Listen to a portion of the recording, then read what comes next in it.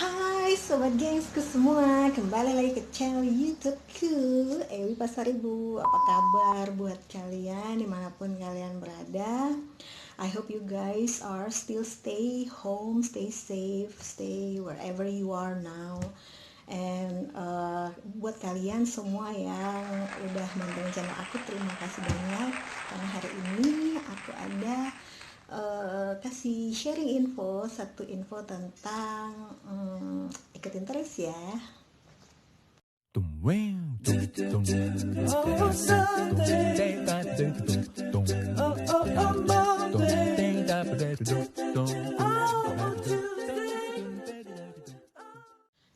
Oke, kali ini aku mau ngomongin tentang plastik BPA free. Nah, buat kalian yang sering mungkin beli botol-botol plastik minum atau ke mall, itu sering dibuat seperti yang di sini ya, BPA free. Tapi kalian paham nggak apa yang dimaksudkan dengan BPA free? Nah, di videoku kali ini aku mau bahas tentang BPA free itu sendiri dan mengenai logo recycle daur ulang yang tanda segitiga yang selalu ada di bawah botol minum kita. Nah guys, BPA sendiri adalah singkatan dari bisphenol A. Seperti ini ya, bisphenol A. Nah, bisphenol A ini merupakan bahan yang dipakai untuk mengeraskan pencetakan wadah plastik, seperti untuk mencetak botol minum atau ember-ember plastik yang keras yang sering digunakan yang berbahan plastik tapi keras ya. Nah, kalau BPA ini adalah bahan yang digunakan untuk plastik, tentunya ada kondisi berbahaya untuk berpengaruh kepada makanan dan minuman, karena BPA ini merupakan molekul-molekul yang sensitif terhadap pemanasan atau ketika ditaruh bahan makanan yang panas ataupun dipanaskan, atau nggak mungkin dipanaskan ya, mungkin terjadi pemanasan kalau kita memakai microwave. Nah, di situ molekul-molekul BPA yang terdapat dalam plastik packaging kita, dia akan melepaskan diri dan ikut terpapar di dalam makanan atau minuman yang kita panaskan tersebut. Nah, itu kenapa pemakaian BPA itu sebaiknya dihindari dan tidak digunakan. Namun kalian jangan takut apabila menggunakan BPA, karena plastik-plastik atau yang bahan-bahan yang untuk dipanaskan tadi bukan berarti kita satu kali makan terus kita langsung terkena dampaknya, bukan seperti itu ya guys. Yang dimaksudkan adalah ketika kita memakai atau melakukan aktivitas tersebut berulang-ulang, itu yang akan menjadi permasalahan nanti ke depannya, karena BPA sendiri ada molekul yang kecil, yang sangat-sangat kecil, ringan, tetapi sesuatu yang ringan pun kalau dipakai berulang-ulang akan menumpuk di dalam tubuh kita dan tidak segera dikeluarkan atau disekresi. Untuk itu kita jangan membuat kebiasaan-kebiasaan seperti itu. Mungkin pakai sekali dua kali yang plastik-plastik tadi untuk makanan dan minuman tidak apa-apa, tapi bukan menjadi kebiasaan ya guys. Oke, sekarang yang menjadi pertanyaannya adalah apakah plastik yang ada label BPA free seperti yang di simbol ini benar-benar adalah free dari BPA atau bebas dari bahan BPA itu sendiri. Nah, kalau untuk ini juga kita harus benar-benar pahami dan membaca lebih banyak lagi, mencari tahu. Nah, karena beberapa referensi yang aku baca di sini adalah dikatakan bahwa jika dibuat tulisan BPA free itu, kemungkinan yang mereka pakai adalah substitusi atau bahan sintesis yang mirip tapi bukan BPA ya. Jadi dia memakai bahan yang hampir sama dan mirip dengan BPA tapi dia sendiri bukan BPA. Artinya benar dong, dia adalah BPA free. Tapi apakah sepenuhnya dia tidak berbahaya? Nah, itu kita yang perlu cari tahu. Nah, tapi selama pemakaian BPA ini atau plastik yang menggunakan BPA ini tidak sering kita gunakan, jadi tidak apa-apa, tidak berbahaya. Karena ada ambang batas tertentu yang memang tidak boleh untuk digunakan. Tetapi selama dan masyarakat juga di luar sana masih banyak menggunakan minuman-minuman botol minuman plastik seperti itu atau wadah-wadah plastik.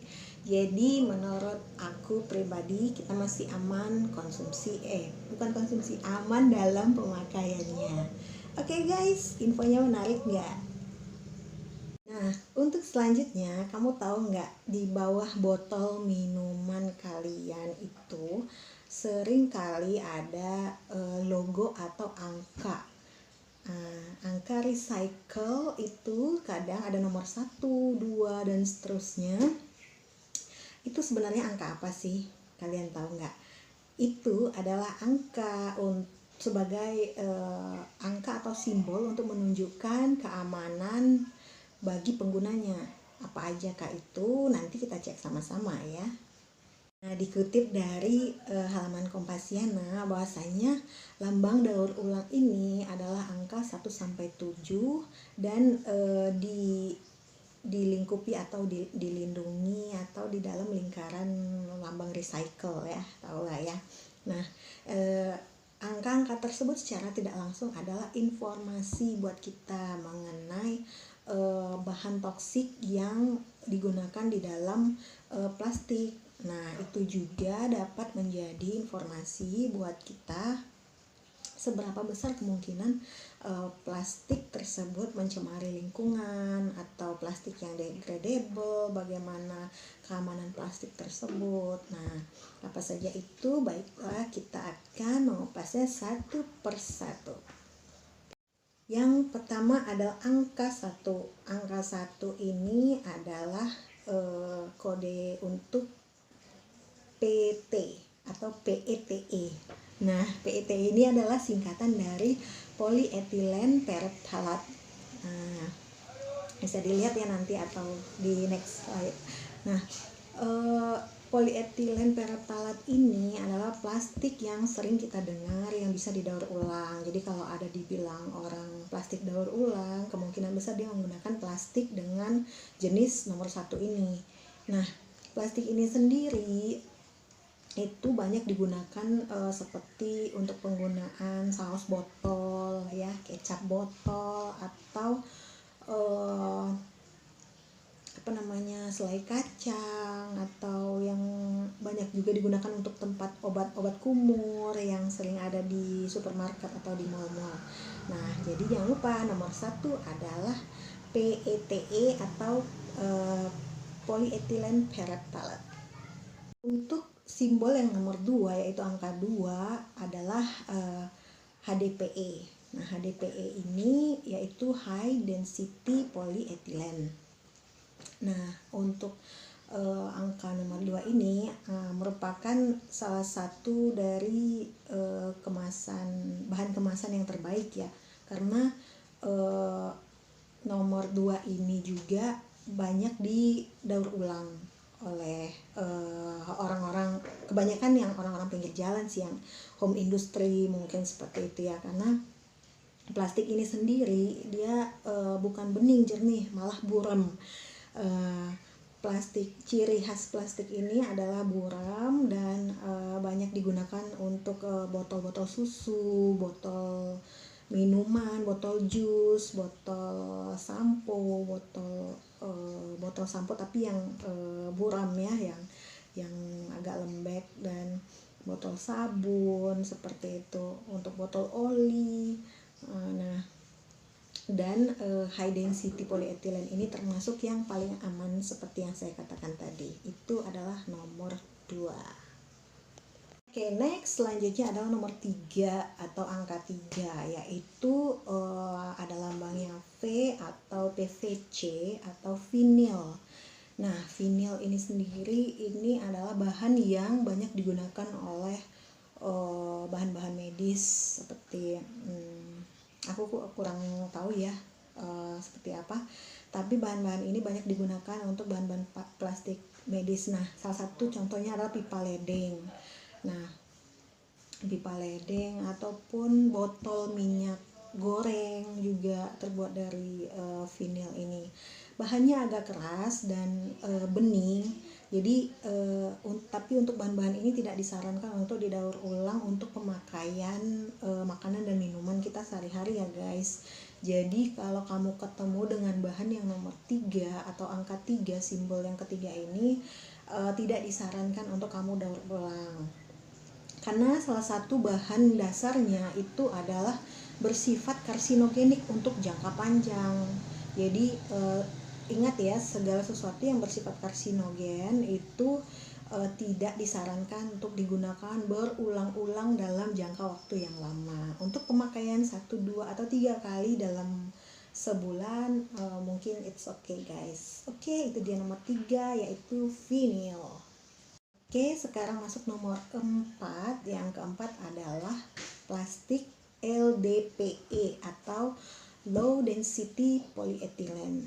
Nah, nomor 4 ini juga adalah bahan yang baik ya guys, bukan baik dalam arti baik untuk terus kita bisa gunakan sebanyak-banyaknya, bukan, tapi baik dalam hal aman. Jadi low density polyethylene ini banyak digunakan oleh kita dalam seperti pembungkus roti atau pembungkus-bungkus makanan, atau beberapa sampo juga ada yang memakai bahan plastik nomor 4 ini ya, karena dia strukturnya itu lembut dan lembek.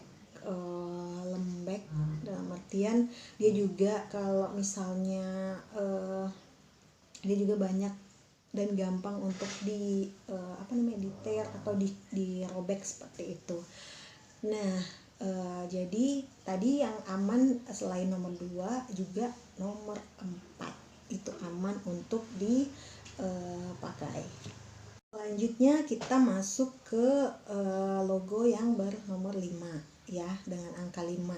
Nah, angka 5 itu adalah untuk PP atau polipropilen.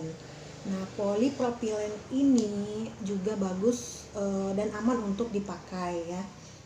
Dan bahan-bahan dengan nomor 5 ini sekarang sudah mulai digalakkan untuk didaur ulang karena dia merupakan bahan yang aman menurut standarnya.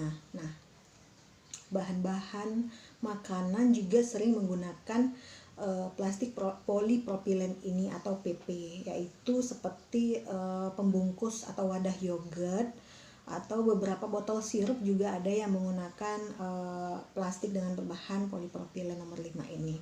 Nah, jadi ada 3 guys totalnya yang aman untuk dipakai, yaitu nomor 2, nomor 4, dan nomor 5. Nah, sekarang untuk yang nomor 6 adalah PS atau polistiren atau polistirena. Nah, polistirena ini yang paling banyak guys di masyarakat, apalagi yang banyak dipakai sekarang untuk jual-jual makanan-makanan pinggir jalan yang paling kita suka, apalagi buat kalian yang suka bawa pulang atau bungkus ya. Polistiren ini yang termasuk ke dalamnya adalah seperti styrofoam atau bahan plastik styrofoam yang untuk 1 kali pakai, seperti piring styrofoam atau tempat makan kotak styrofoam itu, atau gelas juga dari styrofoam. Nah, bahan ini merupakan bahan yang cukup berbahaya ya guys, apalagi bila dia didekatkan dengan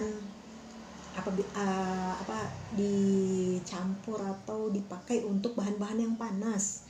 Nah, karena seperti yang aku bilang, kandungan yang di dalam polistirena ini apabila terkena dengan pemanasan, dia akan molekul-molekulnya itu terlepas dari sisi-sisi plastiknya yang nantinya akan bercampur atau terpapar dengan makanan kita. Nah, itu kenapa yang nomor 6 ini cukup berbahaya. Cukup berbahaya guys, tapi bukan berarti tidak boleh dipakai. Nah, dan untuk polystyrofoam ini disarankan untuk tidak didaur ulang atau dipakai berulang-ulang seperti itu ya guys. Jadi memang itu 1 kali pakai saja. Oke, aku harap itu informasinya bermanfaat guys. Nah, yang terakhir adalah nomor 7. Nomor 7 ini adalah semua bahan di luar bahan nomor 1 sampai 6. Artinya nomor 7 ini masih beragam ya guys, dan beberapa orang meyakini bahwa untuk di nomor 7 ini adalah bahan yang banyak menggunakan campuran bisphenol A atau BPA seperti yang aku ceritakan di awal.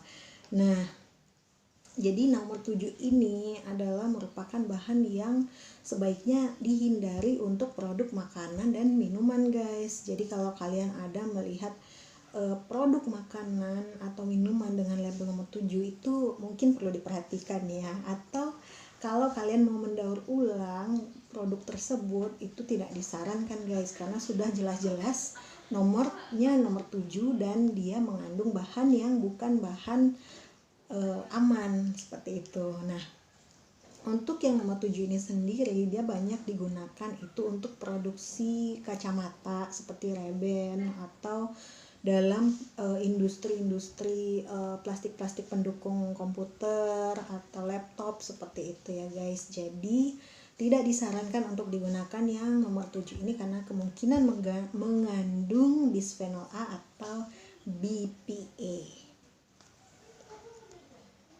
Oke guys, itu dulu info sharing dari aku. Semoga bermanfaat buat kalian semua dan menambah wawasan juga ya. Jangan lupa kritik dan saran serta komen aku tunggu di kolom komentar. Oke, have a nice day buat kalian semua dan jangan lupa di subscribe, like, and share. Makasih guys semuanya. Dah.